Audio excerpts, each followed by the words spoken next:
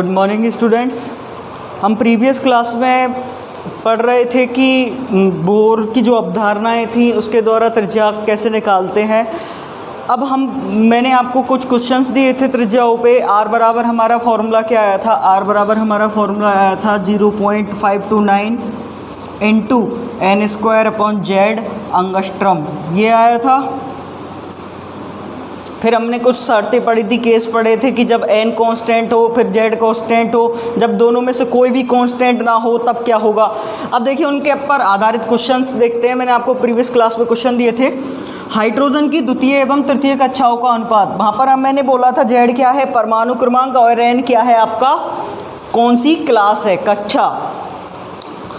Question number 1 में देखिए यहाँ पर क्लास दे रखी है n1 बराबर 2, n2 बराबर 3, बट यहाँ पर z हाइड्रोजन के लिए z क्या रहेगा, समान रहेगा, तो z में कोई भी अंतर नहीं आएगा। तो z क्या है, कांस्टेंट। और जब z कांस्टेंट होता है तो मैंने फॉर्मूला क्या बताया था, r1 अपॉन r2 का अनुपात क्या होता है, n1 square upon n2 square, या ऐसे कैसे लिख सकते हैं, n1 अपॉन n2 का होल स्क्वायर।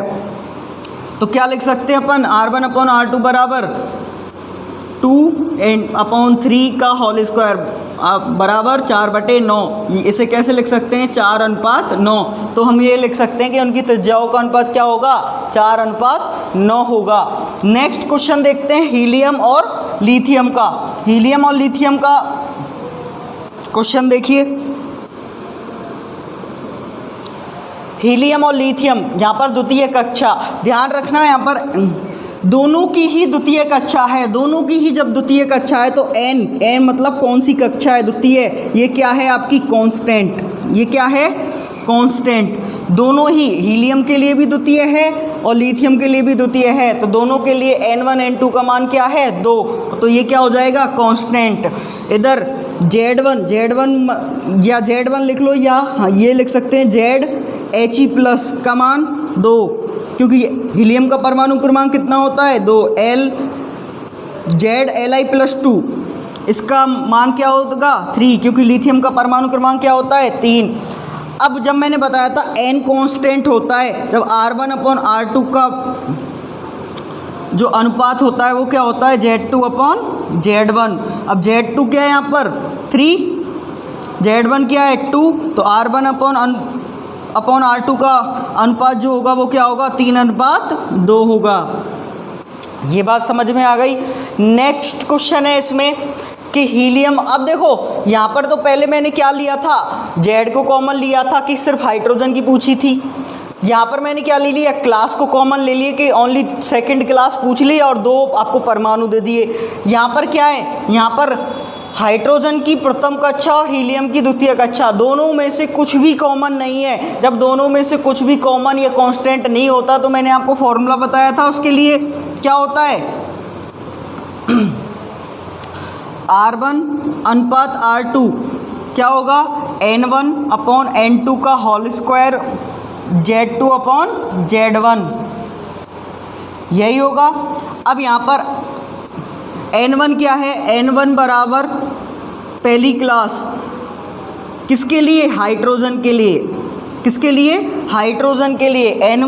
n1 बराबर फर्स्ट, z1 बराबर फर्स्ट, क्योंकि हाइड्रोजन का परमाणु क्रमांक क्या होता है, 1 होता है, इसलिए z1 बराबर भी क्या आएगा, 1। दूसरा क्या लिया हमने, He प्लस, इसके लिए n2 बराबर यहाँ पर कौन सी कक्षा है, द्वितीय कक्षा, तो n2 बराबर 2। यहाँ पर हीलियम का z2 परमाणु क्रमांक कितना होता है, 2, मान रख दो। r1 अपॉन r2, n1 का मान 1 अपॉन 2 का होल स्क्वायर, इधर z2 2 अपॉन 1। सॉल्व करो, सॉल्व करने पर क्या आएगा, ये 1/4 इंटू 2/1, तो क्या आ जाएगा 1/2। तो r1 अपॉन r2 का अनुपात क्या हो जाएगा, 1/2। तो ये चीज़ समझ में आ गई आपको। तो ये आपके क्वेश्चंस हैं, इनको ध्यान से देखना। ये बात समझ में आ गई होगी आपको। अब हम नेक्स्ट क्या पढ़ेंगे कि बोर के द्वारा वेग निकालना। क्या निकालना? इलेक्ट्रॉन का वेग निकालना। तो आप इनको लिख सकते हो, एक बार देख लीजिए, स्क्रीनशॉट वगैरह ले लीजिए।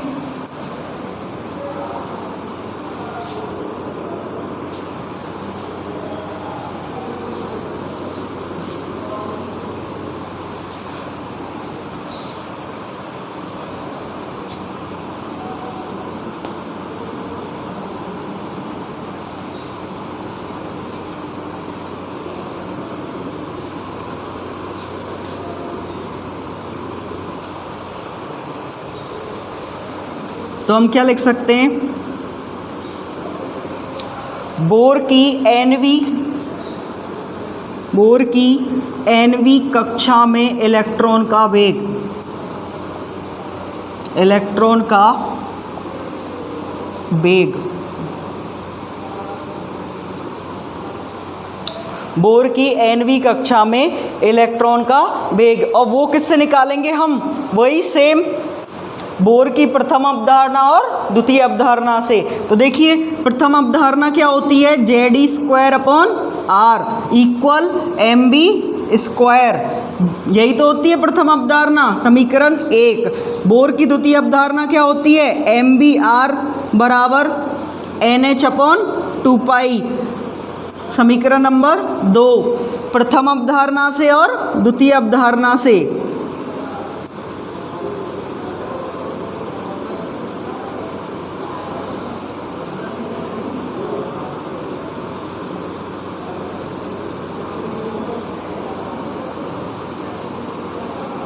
ये समझ में आ गया। अब देखिए यहाँ से क्या करेंगे, हम R का मान निकालेंगे। R बराबर क्या हो जाएगा? N H upon 2 pi M B. अब इसका मान, इस R का मान समीकरण 1 में क्या कर देंगे? रख देंगे। तो समीकरण 3 का मान समीकरण 1 में रखने पर, जब समीकरण 3 का मान समीकरण 1 में रखोगे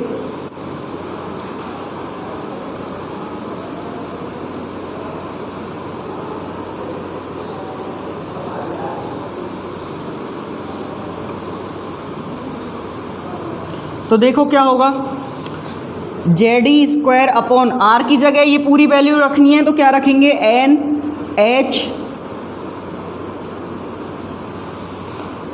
2 पाई एम बी, और इधर क्या है? M B square.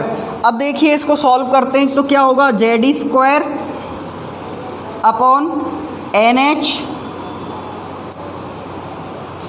और ये जो आपका नीचे ये 2 पाई एम बी है, ये कहाँ चला जाएगा? ऊपर चला जाएगा। तो क्या हो जाएगा? 2 पाई एम बी, इधर क्या है? एम बी स्क्वायर, एम से एम क्या हो जाएगा? कैंसिल, एक बी से दूसरा बी कैंसिल। तो बी बराबर क्या बचेगा? सिर्फ Z e square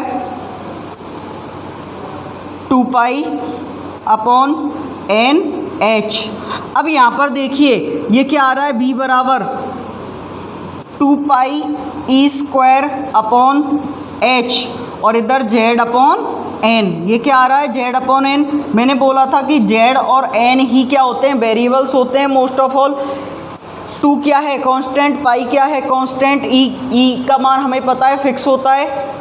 H Planck constant क्या होता है? फिक्स होता है। तो अब हम जब इनके मान रखेंगे तो मान रखने पर ई का मान क्या होगा? -1.6 इंटू 10 की पावर -19 कूलाम। एच का मान 6.626 इंटू 10 की पावर -27 अर्ग सेकेंड।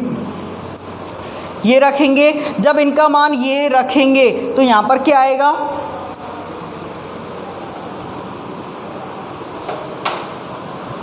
बी की वैल्यू तब क्या आएगी जब इनके मान रखेंगे? तो 2.188 इंटू 10 की power 8 Z upon N centimetre पर सेकेंड। क्या वैल्यू आएगी बी की? 2.188 इंटू 10 की power 8 Z upon N centimetre पर सेकेंड। हमें कुछ नहीं करना, इनके मान रखने हैं। ये सारे क्या होते हैं? ये जो मैं आपको सर्किल में बता रहा हूँ, ये सारे कांस्टेंट होते हैं। ये दोनों क्या होते हैं? वेरिएबल होते हैं। अब वही हम क्या करें? वही केस लगाएं, एक बार z को कांस्टेंट, एक बार n को कांस्टेंट। वही B1/B2 का क्या निकालना है हमको, अनुपात निकालना है। जैसे हमने त्रिज्याओं का अनुपात निकाला था ऐसे ही वेगों का अनुपात निकालेंगे। तो ये आपको फॉर्मूला समझ में आया होगा, बहुत इंपॉर्टेंट हैं ये फॉर्मूले, ध्यान रखना, याद होने ही चाहिए।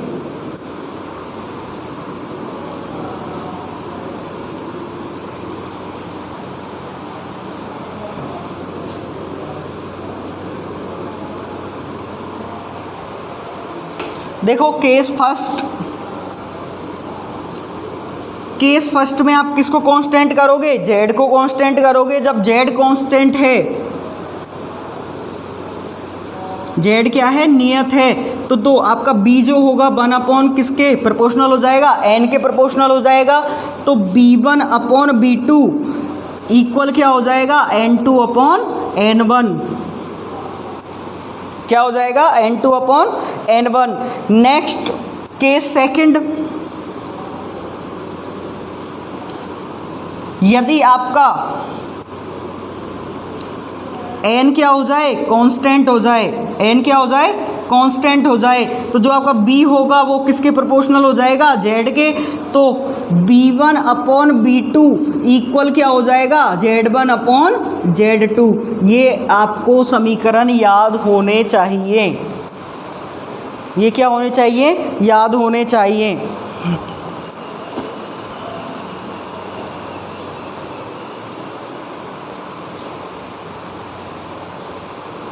देखिए अब नेक्स्ट ये भी तो कंडीशन आ सकती है कि जब दोनों में से कोई भी क्या ना हो, सेम ना हो, कांस्टेंट ना हो। जब दोनों में से कोई भी कांस्टेंट ना हो तो हम तब क्या करेंगे, केस थर्ड,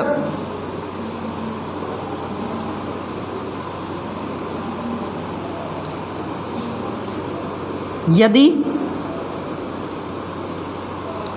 n व z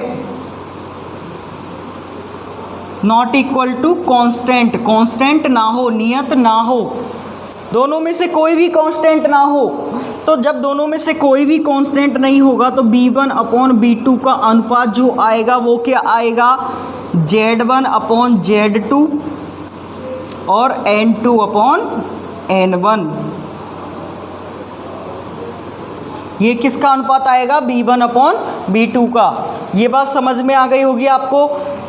ये case first, case second, case third जो जैसे हमने त्रिज्या में पढ़ा था सेम टू सेम वेग में है आपका। अब देखिए सेम हम इस पे क्या करेंगे, क्वेश्चंस करेंगे। तो क्वेश्चंस देखिए आप, क्वेश्चंस कौन कौन से हैं, आप इनको लिख लिया करो साथ साथ, वीडियो के साथ साथ।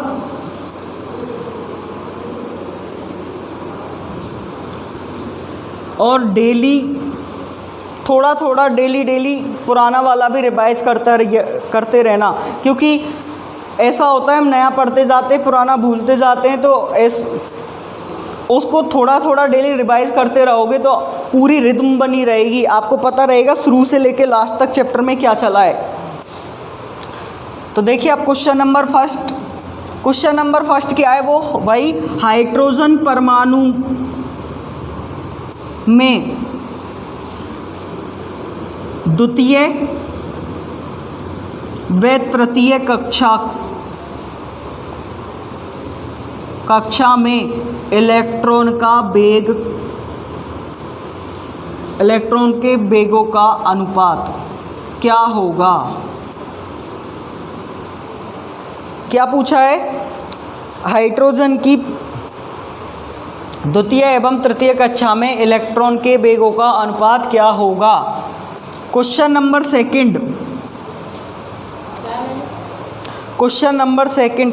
सेकंड में क्या होगा, He प्लस व Li+2 की द्वितीय कक्षा में इलेक्ट्रॉन के वेगों का अनुपात क्या होगा।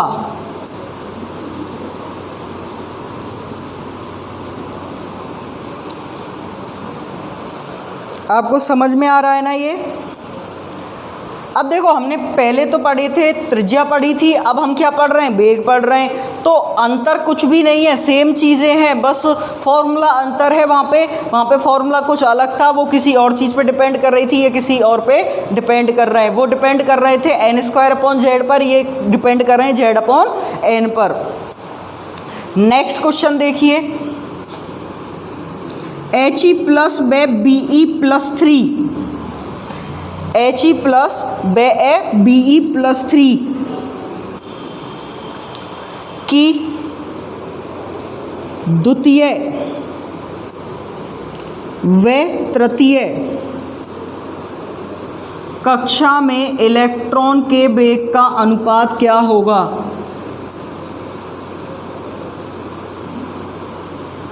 वेग का अनुपात क्या होगा? देखिए अब अपन इन 3 क्वेश्चंस को करते हैं, वही है सेम सब कुछ। देखो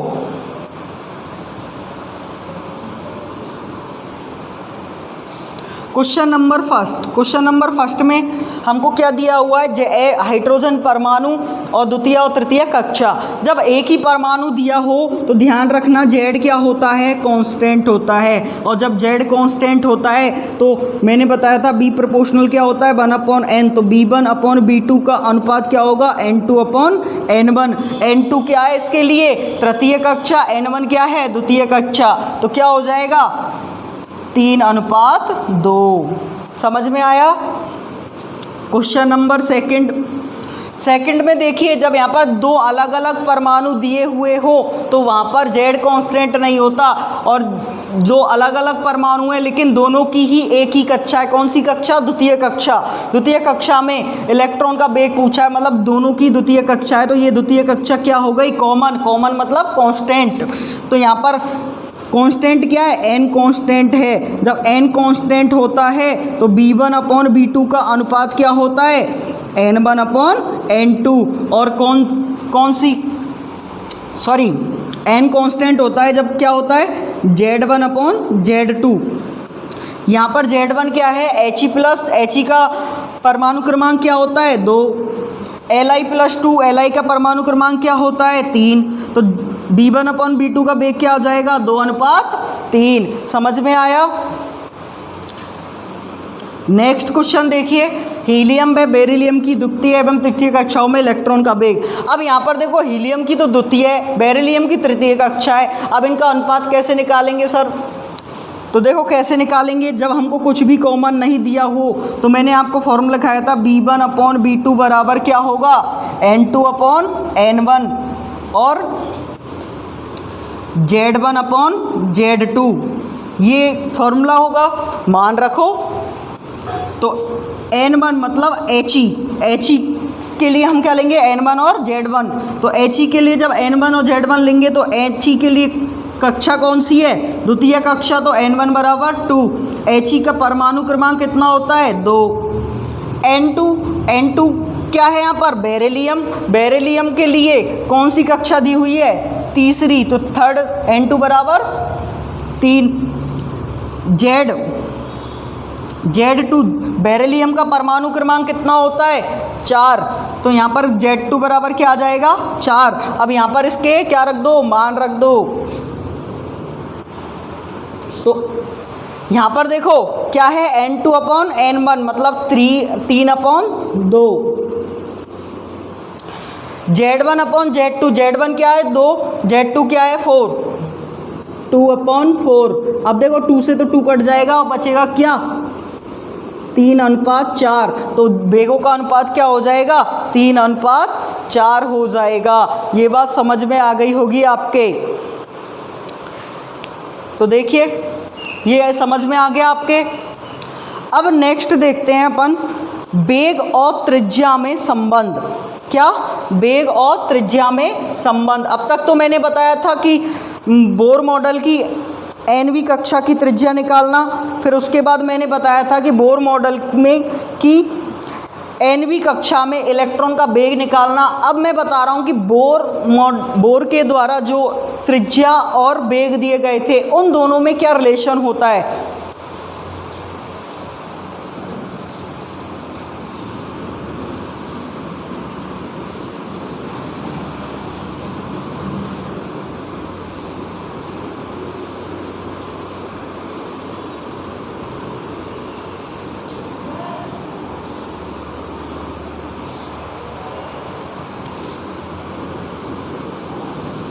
त्रिज्या व वेग में संबंध।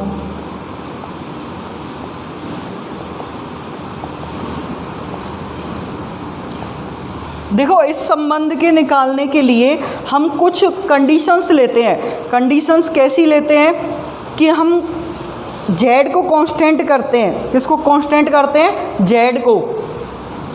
तो हम क्वेश्चंस के आधार पर पढ़ते हैं इसको। किसके आधार पर? क्वेश्चन के आधार पर।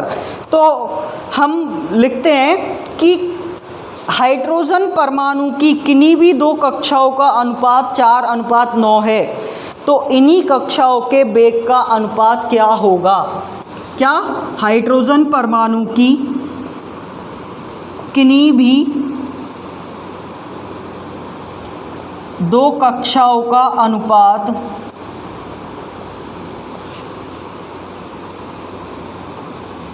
4:9 है, तो इन्हीं कक्षाओं के लिए वेग का अनुपात क्या होगा? वेग का अनुपात पूछा है, त्रिज्याओं का अनुपात हमें क्या हुआ है? दिया हुआ है। हाइड्रोजन परमाणु है, आपको पता है, तो z क्या हो जाएगा? कांस्टेंट। z कांस्टेंट हो गया भाई। देखो जब z कांस्टेंट हो गया तो आप देखो b जो होता है वो किसके प्रोपोर्शनल होगा? b इन्वर्सली प्रोपोर्शनल होगा 1/n के। सॉरी, b प्रोपोर्शनल होगा 1/n के। और r जो होगी वो प्रोपोर्शनल किसके होगी? n² के प्रोपोर्शनल होगी। तो मैं ये लिख सकता हूँ जो r होगी, जो √r होगी वो किसके प्रोपोर्शनल होगी? n के। ये तो लिख सकते हैं। तो n का मान मैं यहाँ पर रख दूँ तो ये हम ये लिख सकते हैं कि जो b प्रोपोर्शनल होगा वो होगा 1/√r के। अब जब आपके पास ये आ चुके हैं तो आप निकाल सकते हो b1/b2। b1/b2 क्या हो जाएगा? हम क्या लिख सकते हैं b1 को? b1 बराबर लिख सकते हैं, b1 प्रोपोर्शनल है 1/√r1। b2 प्रोपोर्शनल क्या होगा? 1/√r2।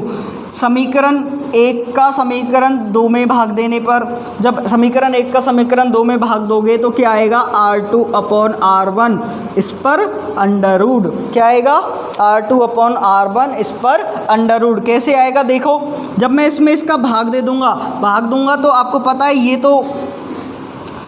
ये वाला जो हिस्सा है ये अंडर रूट में r2 ये कहाँ चला जाएगा? ऊपर चला जाएगा। तो हम इसे क्या लिख सकते हैं? r2 और r1। जब इसे ऐसे लिख सकते हैं तो मैं क्या कर सकता हूँ? जब दोनों पे रूट है तो मैं ऐसे लिख सकता हूँ r2/r1। ऐसे ही तो लिखा है मैंने। अब देखो आपको r2/r1 का मान दिया हुआ है। अब यहाँ से देखो आपको r1/r2 का मान दिया हुआ है। r1/r2 का मान क्या दिया हुआ है? 4/9। r1/r2 का मान, तो r2 का मान दिया है, r1 का मान दिया है, तो यहाँ से b1/b2 का मान निकाल सकते हो। तो b1/b2 क्या हो जाएंगे? b1/b2 तो 9/4। 9/4 का अंडर रूट। 9 का वर्गमूल क्या होता है? 3। 4 का वर्गमूल क्या होता है? 2। तो 3:2। तो वेगों का अनुपात क्या हो जाएगा? 3:2 हो जाएगा। समझ में आया? ये आपका क्या है? त्रिज्या व वेग में संबंध। ध्यान रखना इसको। MTR का मतलब होता है मुझे तो रट लो।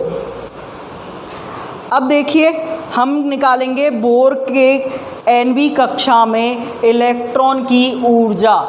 क्या? बोर की nवीं कक्षा में इलेक्ट्रॉन की ऊर्जा।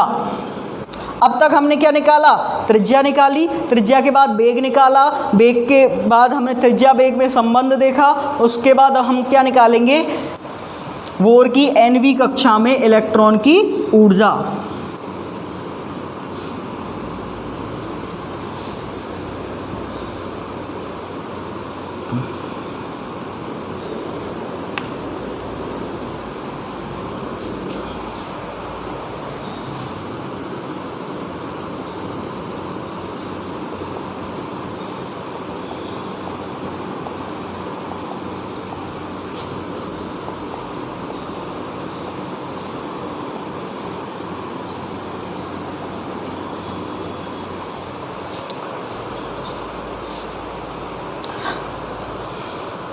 अब देखो बोर की nवीं कक्षा में जो इलेक्ट्रॉन की कुल ऊर्जा होगी, इलेक्ट्रॉन की जो कुल ऊर्जा होगी, आपको पता है जो कुल ऊर्जा होती है वो दो ऊर्जाओं से मिलकर बनी होती है, गतिज ऊर्जा और स्थितिज ऊर्जा। तो हम भी यहाँ क्या बोलेंगे, गतिज ऊर्जा प्लस स्थितिज ऊर्जा। और ये गतिज ऊर्जा और स्थितिज ऊर्जा किसकी होंगी, इलेक्ट्रॉन की होंगी।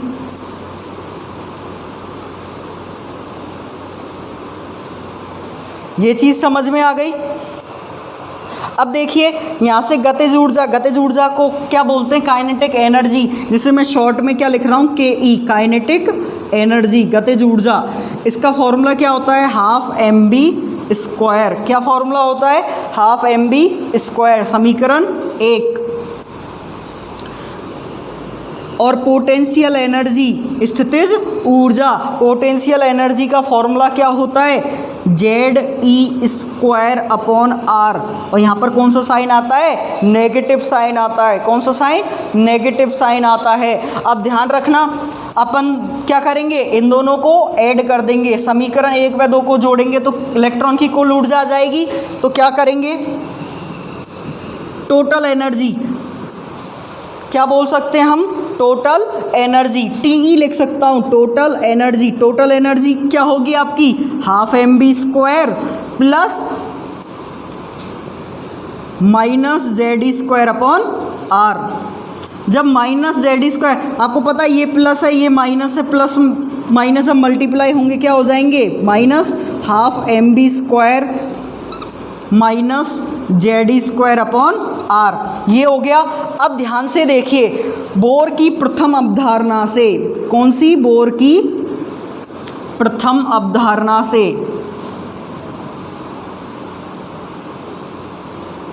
बोर की प्रथम अवधारणा से क्या होगा, बोर की जब प्रथम अवधारणा लगाएंगे यहाँ पर तो आपको पता है ZE² अपॉन R बराबर क्या होता है, mv²। यदि मैं दोनों तरफ 1/2 से क्या कर दूं, मल्टीप्लाई कर दूं, तो ये क्या हो जाएगा, 1/2 ZE² अपॉन R। और यहाँ पर क्या हो जाएगा, हाफ mv²। और हाफ mv² की जगह हम क्या लिख सकते हैं, हाफ ZE² लिख सकते हैं। तो समीकरण 3 में हाफ mv² का मान रखने पर, जब समीकरण 3 में हाफ mv² का मान रखोगे तो टोटल एनर्जी क्या हो जाएगी, टोटल एनर्जी क्या हो जाएगी आपकी, half ZE² upon R minus ZE² upon R। अब देखो ये इसमें से जब इसको घटाओगे तो क्या आएगा, minus half ZE² upon R। ये आपकी क्या होती है, इलेक्ट्रॉन की टोटल एनर्जी होती है। ये क्या होती है, इलेक्ट्रॉन की टोटल एनर्जी होती है।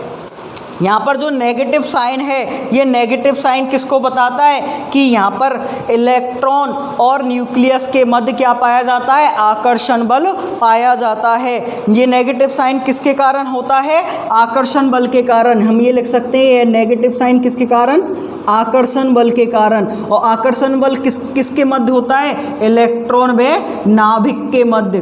किसके मध्य, इलेक्ट्रॉन व नाभिक के मध्य। ध्यान रखना ये चीज़, ये बात समझ में आ गई होगी आपके। अब देखो, अब हमें क्या करना है, हम ये तो अपन ने निकाल लिया किसकी फॉर्म में, ZE² अपॉन R की फॉर्म में। आपको पता है मैं यहाँ पर R का मान रख सकता हूँ, R की वैल्यू तो निकाली थी अपन ने, R बराबर, जब R बराबर निकाली थी तो R का मान जब हम यहाँ पर रखते हैं तो ऊर्जा के बहुत सारे फॉर्मूले आते हैं। अब हम उन ऊर्जा के फॉर्मूलों को लिखेंगे उनकी अलग अलग यूनिट्स के रूप में। तो हम क्या लिखेंगे, बोर की nवीं कक्षा में इलेक्ट्रॉन की कुल ऊर्जा को निम्न सूत्र द्वारा ज्ञात कर सकते हैं।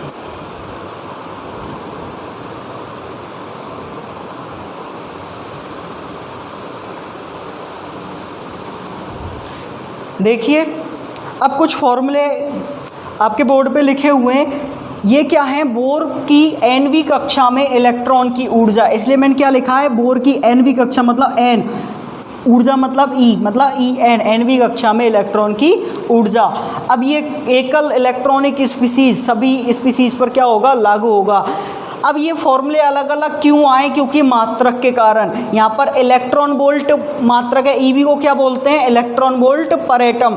ध्यान रखना ये सबसे इम्पोर्टेंट फॉर्मूला होता है, इसको सबसे ज़्यादा पूछा जाता है, इसलिए मैंने यहाँ पर 5 स्टार लगा दिए हैं और इम्पोर्टेंट लगा दिया है। ये दो फॉर्मूले बहुत ज़्यादा इम्पोर्टेंट होते हैं, आपसे बार बार पूछे जाते हैं, अर्ग पर एटम और इलेक्ट्रॉन वोल्ट पर एटम, ये तो याद ही होना चाहिए आपको।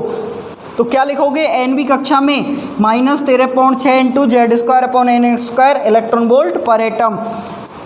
सेम अर्ग पर एटम में -21.8 इंटू 10⁻⁻12 Z²/n² अर्ग पर एटम। किलो कैलोरी पर मोल, KCl को क्या बोलते हैं, किलो कैलोरी। किलो कैलोरी पर मोल में क्या होगी, -313.3 Z²/n² किलो कैलोरी पर मोल। ऐसे ही किलो जूल पर मोल में क्या होगी एनर्जी, -1312 Z²/n² किलो जूल पर मोल। ऐसे इन फॉर्मूलों को ध्यान रखना। नेक्स्ट हम इस क्लास में इस ऊर्जा से संबंधित क्वेश्चंस को देखेंगे और भी बहुत सारे कॉन्सेप्ट हैं उनको देखेंगे, तो कंटिन्यू क्लास से देखते रहिए और पढ़ते रहिए। धन्यवाद।